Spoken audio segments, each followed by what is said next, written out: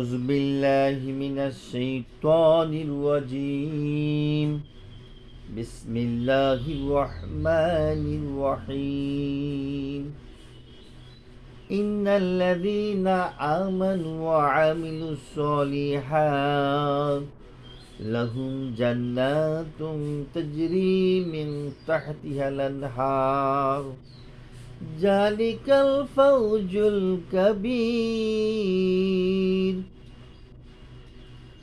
আল্লাহ সুবহানাহু ওয়া তাআলা ঘোষণা করছেন, নিশ্চয় যারা ঈমান এনেছেন, আমলে সালেহ সম্পন্ন করছেন, ভালো ভালো কাজগুলি করছেন, নামাজ পড়ছেন, রোজাগুলি আদায় করছেন, কোরআন শরীফ পাঠ করছেন, জিকির আজকার নফল ইবাদত বন্দেগী আল্লাহ পাকের দরবারে আবেদন নিবেদন করছেন, আল্লাহ পাক এত খুশি হয়ে যাবেন, ও বান্দারে তোমার আল্লাহ পাক আমল দেখে এত খুশি হয়ে যাবেন, জীবনের সকল গুনাহগুলি মাফ করে জান্নাত নসিব করে দেবেন। এমন জান্নাত দেবেন, জান্নাতুন তাজরি মিন তাহতিহাল আনহার যালিকাল ফাওজুল কাবীর। আল্লাহ পাক কেমন জান্নাত আপনাকে দান করবেন যে জান্নাতের ভিতর দিয়ে নহর সমূহ প্রবাহিত হয়ে গেছে, দুধের নদী, শরবতের নদী, মধুর নদী, সুমিষ্ট পানির নদী। এভাবে আল্লাহ পাকের জান্নাতের মধ্যে নদীগুলো, নহরগুলি বয়ে গেছে। মুমিনদের খেদমতে সেই নদীগুলো সর্বদাই খেদমত পেশ করছে। ইমানদার বান্দারা যতই সেই পানি পান করবে, সেই নদীর পানি বেড়েই যাবে আর বেড়েই যাবে, কোনো কম হবে না। বলুন সুবহানাল্লাহ, সুবহানাল্লাহ। আল্লাহ পাকের সেই নিয়ামত, সেই পবিত্র বরকত রহমতের দরিয়া, সেই জান্নাতের পানি, জান্নাতের নাজ নিয়ামত আল্লাহ পাকের বান্দার জন্য বেড়েই যাবে। তাই আসুন, যে কয়দিন দুনিয়াতে বেঁচে আছি, আমরা ঈমান সহ আমলগুলি আল্লাহ পাকের দরবারে পেশ করব। অনেকে ভাবে, হায় রে অনেক দিন বাঁচব, 80 বছর 100 বছর বাঁচব, শেষ বয়সে কি আমল করব। কিন্তু না না, সেটা হতেও না পারে, সেই সুযোগ আপনার জীবনে আসতেও না পারে। অথবা সুযোগ এলো কিন্তু শেষ জীবনে অসুস্থ হয়ে গেলেন, নামাজ কালাম পড়ার সৌভাগ্য হলো না, অসুস্থ হয়ে বেডেই থাকলেন, তখন কি হবে?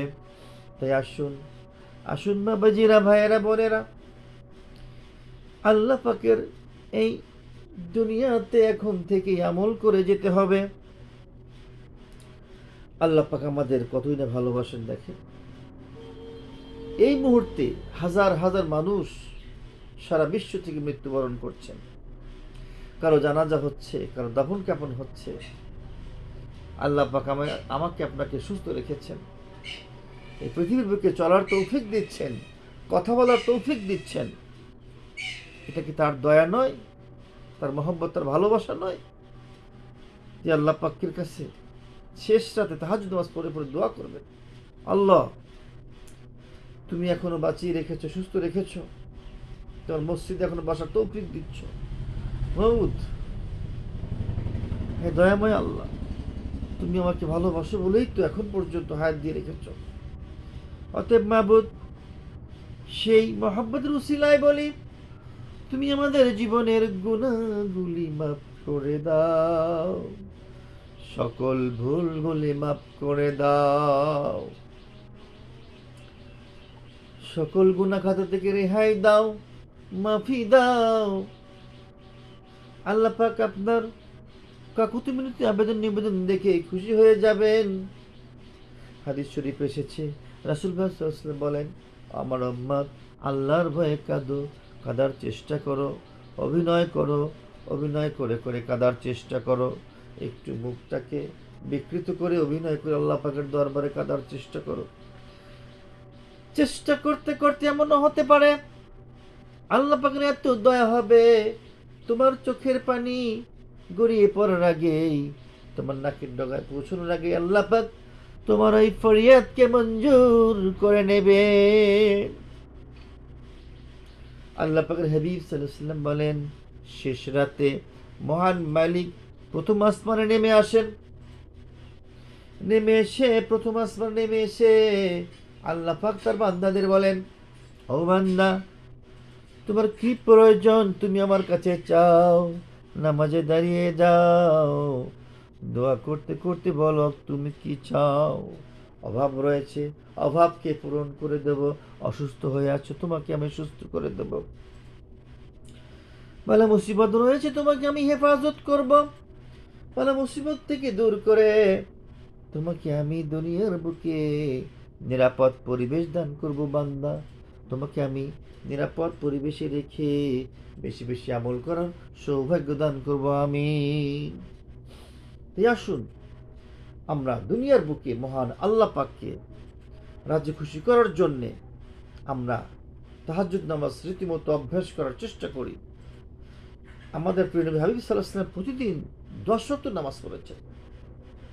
5 ওয়াক্ত ফরজের পাশাপাশি তিনি পড়েছেন চাশত, সালাতুল জুহা, ইশরাকের নামাজ পড়েছেন, জাওয়াল নামাজ পড়েছেন, তিনি পড়েছেন সালাতুল আওয়াবিন, তিনি পড়েছেন সালাতুল তাহাজ্জুদ। আমরা এই নামাজগুলো পড়ব। নামাজগুলো পড়ে এতই ফজিলত, যদি কেউ চাশতের 2 রাকাত নামাজ পড়েন, আল্লাহ পাক তাকে একটা উমরা হজ কবুলের সওয়াব দেবেন। সুবহানাল্লাহ।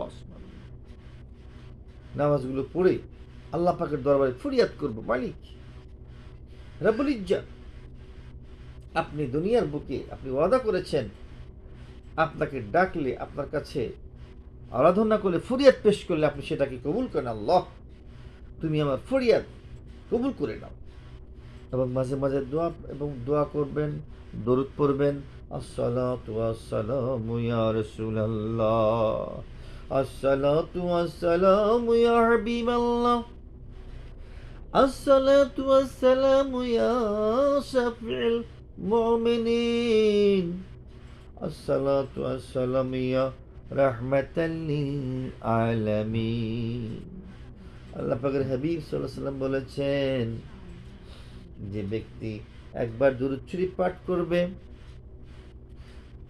মান সাল্লা সালাতান ওয়াহিদাতান ফাসাল্লাল্লাহু আলাইহি আশরাতান মাররাতান, যে ব্যক্তি আমার উপরে একবার দুরূদ শরীফ পাঠ করবে, আমার মালিক আমার রব তার উপরে 10 বার রহমত নাজিল করবেন। তার 10টি গুনাহ কি মাফ করে দেওয়া হবে, 10টি নেকি দান করা হবে বন্ধুরা, তার 10টা মর্তবা দান করা হবে, মর্যাদার স্তর দান করা হবে। আল্লাহ পাক এত খুশি হয়ে যান। দরুদ শরীফ পড়লে দোয়া কবুল হয়। যদি কেউ দোয়া করে আর দরুদ শরীফ না পড়ে, তার ওই দোয়া, তার প্রার্থনা, তার আবেদন নিবেদন আসমানে ঝুলন্ত অবস্থায় থাকে। তাই কোনো দোয়া করার পূর্বে দরুদ শরীফ পড়তে হবে কয়েকবার, এবং দোয়া করার শেষে কয়েকবার দরুদ শরীফ পড়তে হবে। আল্লাহ পাক এত খুশি হয়ে যাবেন, আপনার ওই দরুদগুলো কবুল হবে, দোয়াগুলিও কবুল হবে। আল্লাহ পাক এভাবে সকলের দরখাস্তগুলোকে মঞ্জুর করুন, আমিন। শুধু নিজেরাই পড়ব না, ছেলে মেয়েদেরকে শিক্ষা দেব, সকল মুমিনকে আমরা এই দাওয়াত দেব, বেশি বেশি আমল করতে বলবো। আর প্রত্যেকটা কাজ নবীর সুন্নাত অনুযায়ী আমল করতে হবে। একটা সুন্নাতের এতই দাম, এতই মর্যাদা। আল্লাহ পাক নবী সাল্লাল্লাহু আলাইহি ওয়াসাল্লাম বলেছেন, যে ব্যক্তি একটা সুন্নাত আদায় করবে, আমার আল্লাহ পাক খুশি হয়ে তাকে 100 শহীদের সমান সওয়াব দান করবেন। সুবহানাল্লাহ। যদি আপনি একটি সুন্নাত আমল করেন, আল্লাহ পাক তাহলে আপনার নামে আমলে 100 শহীদের সমান সওয়াব দান করবেন। হাদিস শরীফ এসেছে, মান ক্বরাআল কুরআনা হরফান ফালাহু আশরু হাসানাত, যে ব্যক্তি একটা অক্ষর পাঠ করলো কোরআন শরীফ থেকে, আল্লাহ পাক তাকে 10টা নেকি দান করবেন। আর এভাবে যদি আপনি কোরআন শরীফগুলো পড়তে থাকেন, আল্লাহ পাক এতই সওয়াব দেবেন, সওয়াবে আপনার আমলনামাকে পরিপূর্ণ করে দেবেন। মাঝে মাঝে জিকির করবেন, আলহামদুলিল্লাহ সুবহানাল্লাহ, আল্লাহু আকবার, লা ইলাহা ইল্লাল্লাহ, লা ইলাহা ইল্লাল্লাহ, আল্লাহু আকবার। আল্লাহ পাক এতেই খুশি হয়ে যান। হাদিস শরীফ এসেছে একবার জিকির করলে, আল্লাহু আকবার বললে, সুবহানাল্লাহ বললে, আল্লাহ হামদুলিল্লাহ বললে, আল্লাহু আকবার বললে, লা ইলাহা ইল্লাল্লাহ বললে, আল্লাহ পাক এতই সওয়াব দেন।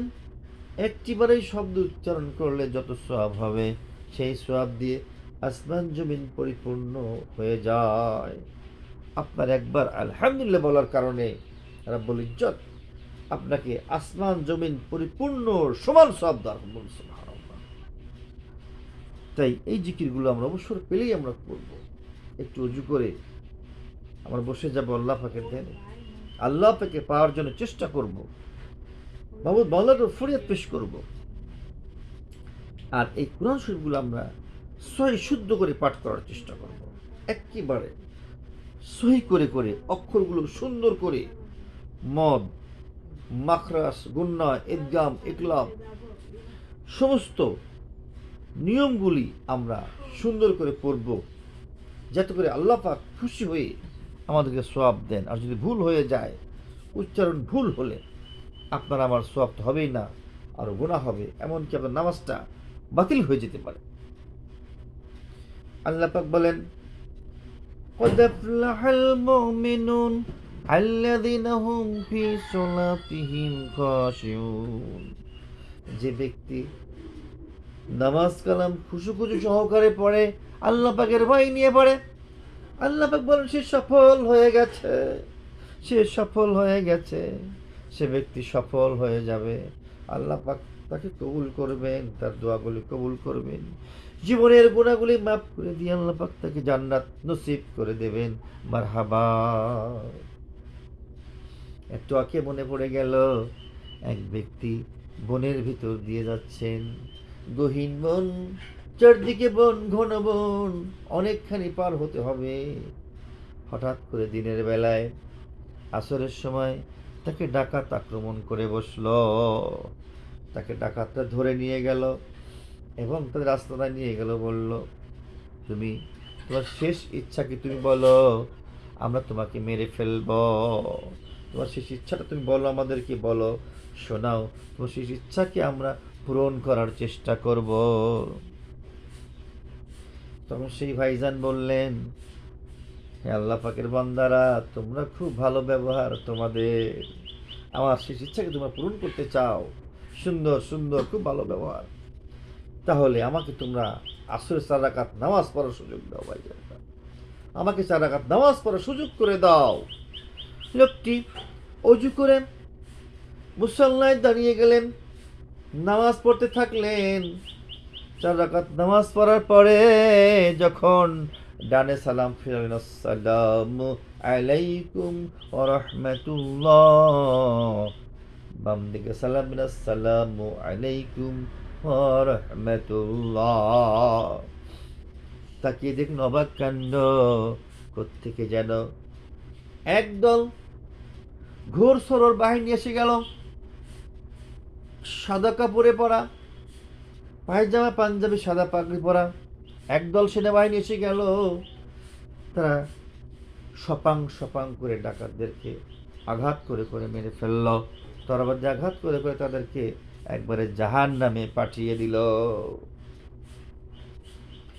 ওই ব্যক্তি তখন তাদেরকে সালাম দিয়ে বলল, ভাই আপনারা কি, ভাই আমাকে উদ্ধার করলেন মহাবিপদ থেকে, আমার তো জীবন শেষ হয়ে যাচ্ছিল, ভাই আপনারা আমাকে পরিচয় দিয়ে যান।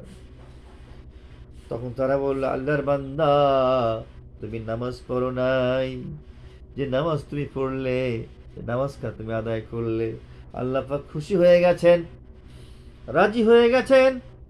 আল্লাহ পাক নামাজ পড়ার ফলে এত খুশি হয়ে গেছেন, আল্লাহ পাক, আমরা আল্লাহর ফেরেশতা, আমাদেরকে পাঠিয়েছেন তোমাকে উদ্ধার করার জন্য। আল্লাহ পাক তাই তো বলেন, কদ আফলাহাল মুমিনুন আল্লাযীনা ফি সালাতিহিম খাশিউন। আল্লাহ পাক বলেন, যে ব্যক্তিরা নামাজে খুশু খুশু সহকারে পড়বে, নামাজ ভালো করে পড়বে, মন দিয়ে পড়বে, আল্লাহ পাকের ভয় নিয়ে পড়বে, আল্লাহ পাক এত খুশি হয়ে যান, আল্লাহ পাক তাদেরকে সাহায্য করেন, নুসরত দেন। আল্লাহ পাক আসমান থেকে ফেরেশতা পাঠিয়ে তাদেরকে উদ্ধার করে নেন। আমিন। তাই আসুন আল্লাহ পাকের দরবারে ফরিয়াদ পেশ করি, বেশি বেশি নামাজ কালাম পড়ে দোয়া করি, আল্লাহ পাকে ভয় করে চলি, যাতে করে দুনিয়ার বুকে আল্লাহ পাক আমাদেরকে সকল দুঃখ থেকে, ফিতনা থেকে হেফাজত করেন, অসুখ বিসুখ ব্যাধি বিমার থেকে হেফাজত করেন, এবং মালিক যেন তার জান্নাতে আমাদেরকে ঠাঁই দেন। সেই জান্নাত পেতে হলে আপনাকে আল্লাহ পাকের দরবারে ফরিয়াদ পেশ করতেই হবে, ঈমান আনতে হবে, আমল সহকারে আল্লাহ পাকের কাছে ফরিয়াদ করতে হবে। আল্লাহ পাকের দরবারে যশ বেড়ে যাবে এবং আল্লাহ পাক আপনাকে তার জান্নাত দান করে দেবেন। আল্লাহ পাক আপনাকে আপনার সকল গুনাহগুলি থেকে মাফ করে জান্নাত নসিব করে দেবেন। আসুন এই সুযোগ খেলাই হারাবো না। এই যে কোনো সময় আমাদের জানটা কবজ হয়ে যাবে, রুহুটা বের হয়ে যাবে, সেই সময় আসার আগেই আল্লাহ পাকের দরবারে হাজির হয়ে যায়। আল্লাহ পাকের মুসাল্লায় দাঁড়িয়ে দাঁড়িয়ে আসসালাতু মিরাজুল মুমিনিন, নামাজ হচ্ছে মুমিনের মিরাজ, ঊর্ধ্বগমন। আল্লাহ পাকের সাথে কথাবার্তা হয় নামাজের মধ্যে। সেই নামাজখানা পড়ে আল্লাহ পাককে আমরা উপহার দেই, হাদিয়া পেশ করি, হাদি তোবা আমরা আল্লাহ পাকের দরবারে পাঠাই, প্রেরণ করি। আল্লাহ পাক খুশি হয়ে আমাকে আপনাকে তার রহমত দিয়ে ঘেরাও করে নেবেন। তার রহমত বরকতে সাকিনা দিয়ে আল্লাহ পাক আপনাকে তার জান্নাতে পৌঁছে দেবেন। বলুন আমিন আমিন আমিন। আল্লাহ পাক সকলকে সেই জান্নাতের হকদার হওয়ার তৌফিক দিন, জাহান্নাম থেকে বাঁচার তৌফিক দিন। জাহান্নাম এতই ভয়ঙ্কর জায়গা, কঠিন একটা জায়গা, যেখানে মানুষ গ্রেপ্তার হয়ে শুধু কান্নাকাটি করবে আর কান্নাকাটি করবে আর কান্নাকাটি করবে, আর বলবে আল্লাহ আমাদেরকে মাফ করে দাও, এই জাহান্নাম থেকে বের করে নাও, বের করে নাও। কিন্তু তাদেরকে জাহান্নাম থেকে বের করা হবে না, সারা হবে না। তাই আসুন আল্লাহ পাক আমাদের সকলকে মাফ করুন। আল্লাহুম্মা আমিন আমিন আমিন। আসসালামু আলাইকুম ওয়া রাহমাতুল্লাহি ওয়া বারাকাতুহু।